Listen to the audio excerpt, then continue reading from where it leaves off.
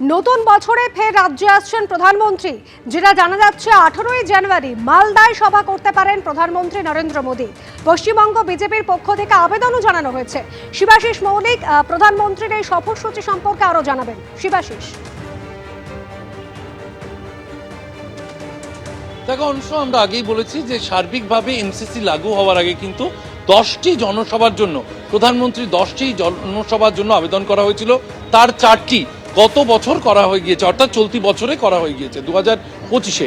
সেই সময় দাঁড়িয়ে 2026-এ কিন্তু আমরা জানি যে ইতিমধ্যেই যেভাবে অমিত শাহ আসছেন বা নরেন্দ্র মোদী আসছেন, যেভাবে বঙ্গ বিজেপির প্রস্তুতি চলছে, সেক্ষেত্রে নরেন্দ্র মোদী 2026-এর শুরুতেই কিন্তু নরেন্দ্র মোদী তিনি আবার সভা করতে পশ্চিমবঙ্গে আসছেন, এমনটাই জানা যাচ্ছে। 18 জানুয়ারি মালদা সভার জন্য বেছে নেওয়া হয়েছে নরেন্দ্র মোদীর সভার জন্য।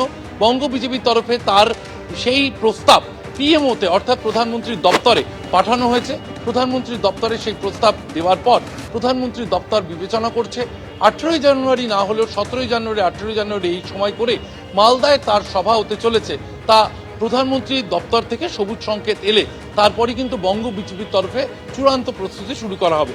যেমনটা বঙ্গ বিজেপির সূত্রে জানা যাচ্ছে, জানুয়ারি মাসে একাধিক সভার তারা চেষ্টা করছেন, কারণ মোট 6টি সভা বাকি রয়েছে যা এমসিসি লাগু হওয়ার আগে অর্থাৎ জানুয়ারি এবং ফেব্রুয়ারি মাসের মধ্যে নরেন্দ্র মোদীর পক্ষ থেকে করা হবে, এমনটাই কিন্তু বঙ্গ বিজেপির দাবি।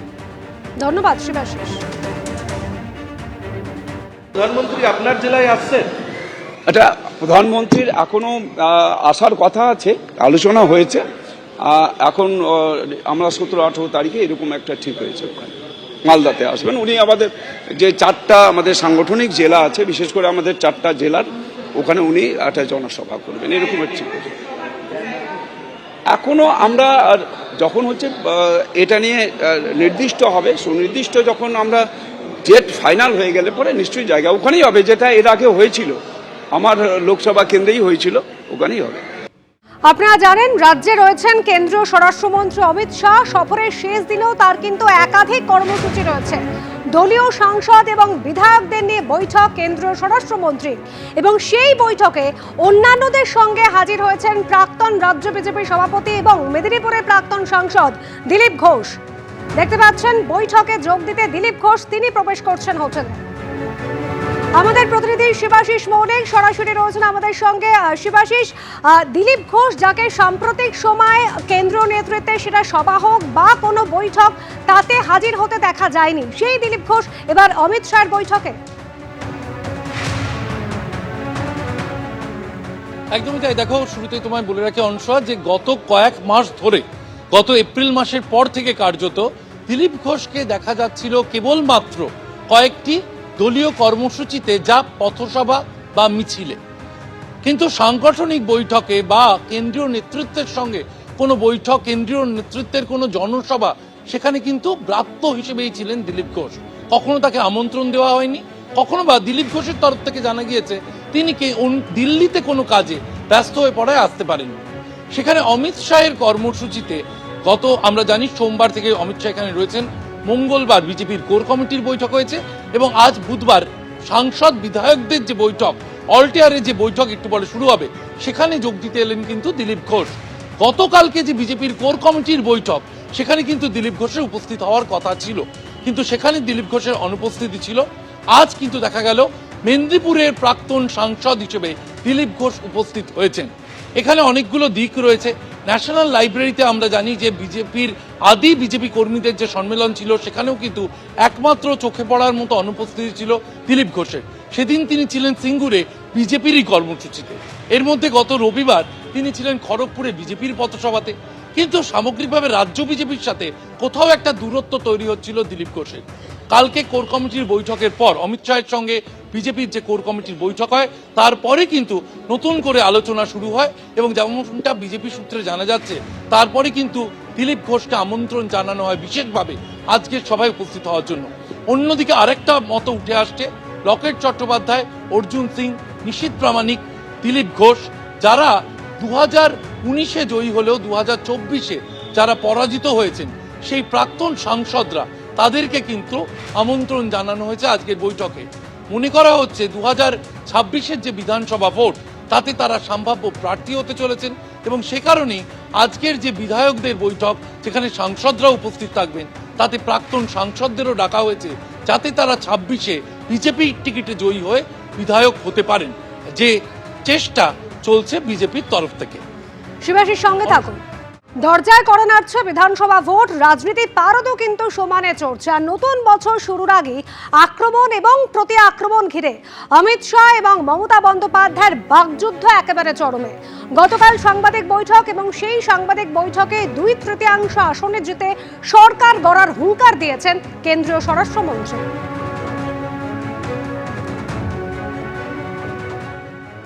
बंगाल की जनता को मैं विनती करता हूं कि मोदी जी के नेतृत्व में पूर्ण बहुमत की, प्रचंड बहुमत की एक भारतीय जनता पार्टी की सरकार बनाइए। हम कवि गुरु की कल्पना का, विवेकानंद की कल्पना का, बंकिम बाबू की कल्पना का बंगाल बनाएंगे, सोनार बांग्ला बनाएंगे। मुझे पूरा भरोसा है कि 2026 में बंगाल में 2/3 बहुमत के साथ भारतीय जनता पार्टी की सरकार बनेगी।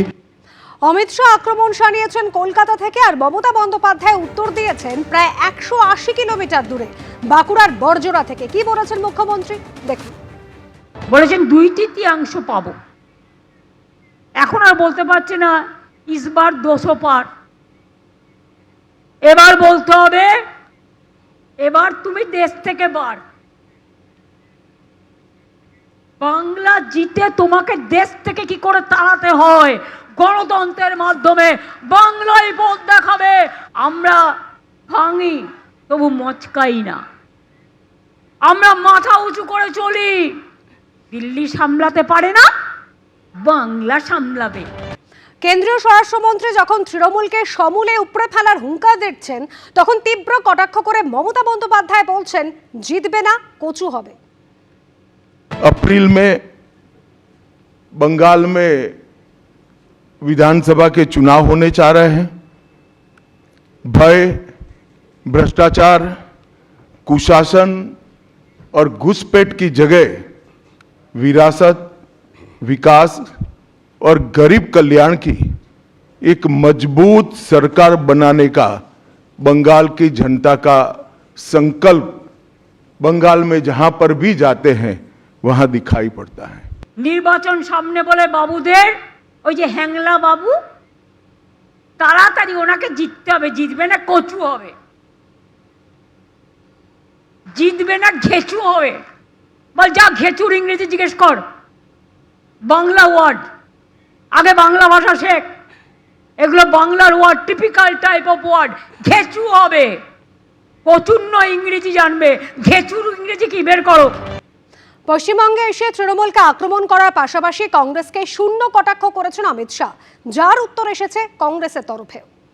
कांग्रेस जिसकी एक प्रकार से स्थापना ही बंगाल से शुरू हुई, वो कांग्रेस पार्टी बिग जीरो पर पहुंच गई। বাংলার মানুষ আগামী দিনে দুর্নীতিগ্রস্ত তৃণমূল কংগ্রেস আর সাম্প্রদায়িক ভারতীয় জনতা পার্টি, সুযোগ সন্ধানী ভারতীয় জনতা পার্টিকে 2026-এ একটি ভোটও দেবে না।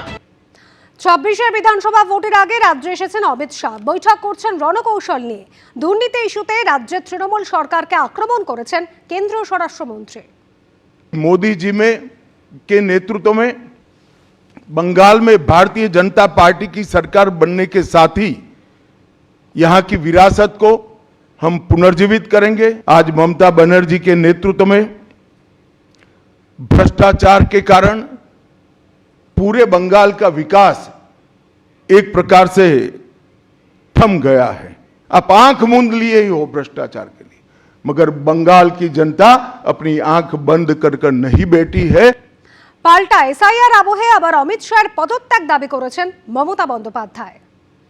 এসআইআর মানে সর্বনাশ।